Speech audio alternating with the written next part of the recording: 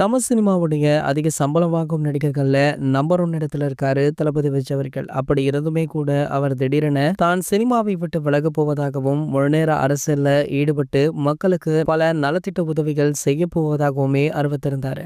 இந்த முடிவு அவர் கடந்த ஆண்டு துவக்கத்தில் எடுத்திருந்தாரு. இந்த முடிவு எடுத்தது மட்டும் இல்லாம அவருடைய கட்சி பெயரான தமிழக வெற்றிக் கழகம் அப்படின்ற பெயரையுமே அதிகாரப்பூர்வமாக அறிவிச்சாரு. அறிவித்தது மட்டும் இல்லாம அடுத்தடுத்து பல மேடைகள்ல ஆளும் கட்சியாக இருந்தாலும் சரி, இதற்கு முன்னாடி உருவாகி தற்போது தமிழகத்துல உள்ள மற்ற அனைத்து கட்சி தலைவர்களையுமே வச்சு செஞ்சாரு அப்படின்னு தான் சொல்லணும்.